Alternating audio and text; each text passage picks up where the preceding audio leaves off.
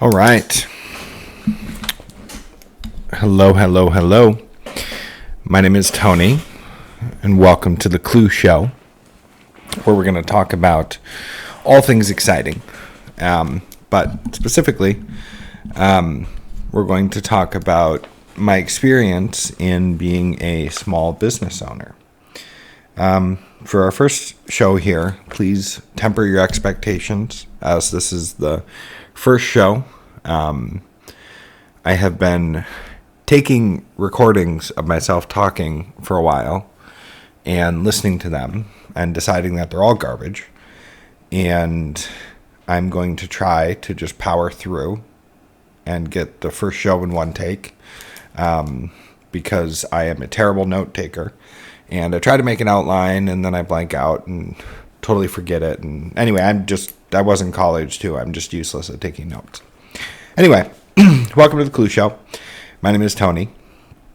The show is going to be focused on, talking about my experiences in being a small business owner for the last 6 years.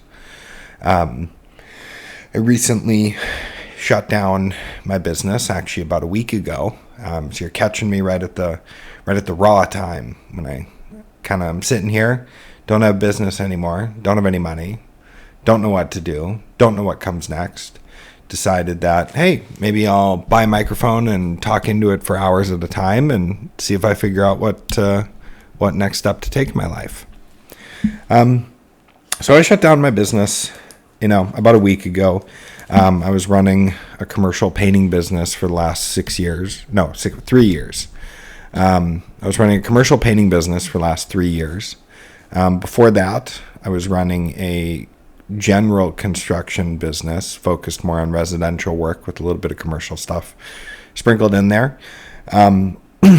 So I shut down the painting business that, for all intents and purposes was, successful. I was able to kind of work when I wanted, pay all my bills. I did some traveling the last couple of years. I didn't get rich, but what more can you ask for as far as, being a business owner? I shut down the business because I really just got sick of it, to be honest. I just hate construction. Not that there's anything wrong with construction. It's just I've been dusty and covered in sheetrock dust for like 13 years, and I'm just fucking tired of it. I'm just tired of it. I don't want to go to the gas station anymore for lunch. I don't want to poop in the war zone bathrooms that are, small gas stations or like inner city gas stations. Because, of course, when you're doing construction, you can't just like shit in a client's house. You have to go to a gas station. And you go to a gas station, and like half the time it's a goddamn war zone. And it's just the quality of life stuff. I just got really tired of it. So I shut the business down. And like I said, now I'm kind of trying to figure out what I'm going to do next. Am I going to start another business? Am I going to go get a job? Go be a wagey. Gross. Or am I going to, do something online? I'm not sure. I'm not sure what I'm going to do. But to go back to the point, running a business, it's always something that I wanted to do ever since I was like 16. I'm 32 now. But I really, really, really wanted to run a business, when I was 16. I remember being in high school and, not knowing what I wanted, but knowing that I wanted to get rich. I wanted to get rich. I wanted to have money. I wanted to have power, be in charge, all those things. But I didn't come from, a wealthy family, so I didn't have, like daddy's money to just give me a business. So I didn't know where to start. So I spent, my college years. I actually did I paid my way through school by being a door-to-door salesman. Where you go knock on doors and like sell people stuff at the door. And oh man, what a lesson that is. If you're college age out there and you're listening to this, or younger and you don't know what to do with your life, I can tell you, if you want to own a business, the number one thing you can learn how to do is learn how to sell. That is like, if you can learn how to like collect money from people, that is like the number one skill. That will solve so many other problems. But I digress. So I wanted to run a business. I had this door-to-door marketing job. for like 5 years, from like 18 to like my early 20s. And I still, after all that, I didn't know how to start a business. I was door knocking. We were selling paint jobs door to door. So I got familiar with painting, like residential exterior work. And then after that job, I got into some like property management and maintenance work for a couple of years. And then, I specifically remember the day it was a couple of years after. I was in like my mid 20s, and I was on call for this maintenance job, and I get this call at 5 a.m. Fucking the main line on a building got backed up, and the bottom like 2 units filled with shit water. And I remember I put on these big tall gloves, and I spent like 8 hours cleaning up shit water. And I was like, there's got to be something better.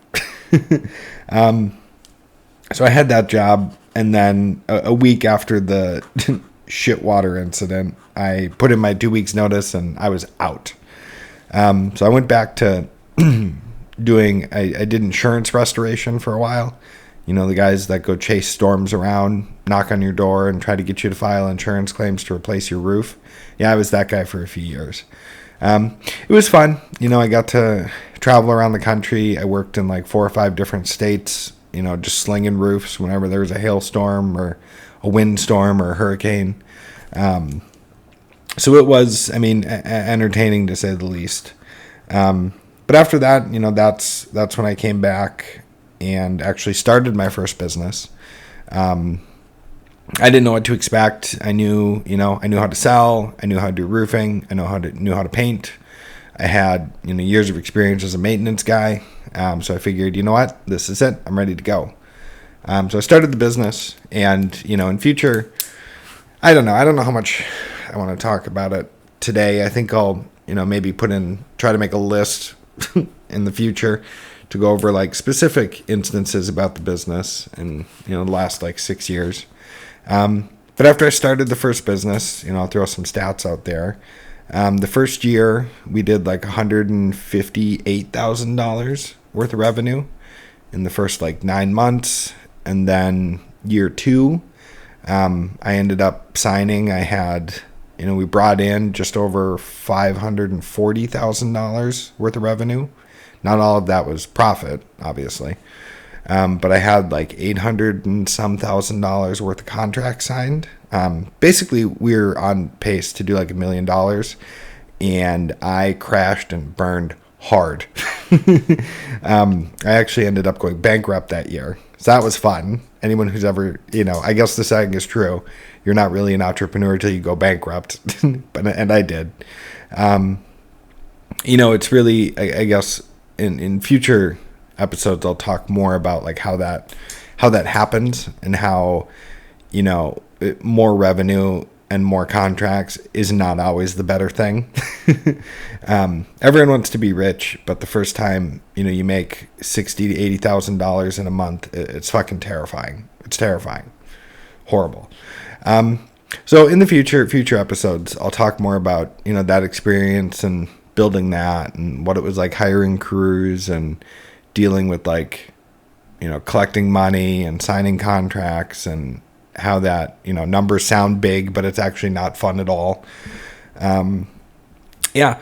And then the second business I ran, it was a commercial painting business. We started to dabble into commercial renovations again. And honestly, after my second go at that one, that's when I realized, like, you know what, Tony, this is not it. Not doing this. Just not doing it. Didn't go bankrupt, so that was a plus. Didn't go bankrupt. Stayed profitable. Managed to dodge the bullets. But I learned a lot, the last 3 years about, what it takes as far as like more on the actual like business side of things. When I was younger and I had my first go, I was really just kind of blind. I went in like selling a bunch of stuff, just slinging whatever projects I could. Got a bunch of licenses, it was like a whole thing. And then the second time I moved a little slower and focused more on a profit first, which was good for me. I didn't go bankrupt, plus. But I really learned more lessons and ultimately decided that, construction is not going to be it for me. We did a lot less revenue, the last couple of years. I was solo for like the first year. I think I only did like 65 grand, and then it was like 150 last year, and then maybe another 70. This year is going to be less because I've been super lazy. So we didn't have the big numbers that I had when I first tried. But honestly, that was intentional. I had the opportunity to bid on some absolutely gargantuan projects this summer that I was like, nope, not doing that, not taking that risk. So ultimately I shut the business down, decided that I'm going to walk away from it. Don't know what I'm going to do next, but that's, I suppose, kind of an overview of what we're going to talk about. Some highlights. You get to hear about how I went bankrupt. I'll teach you about like marketing. My goal for this is that, I want to explain what it's actually like to run a small business, to not have a bunch of money, to build something, only with what you have available to you.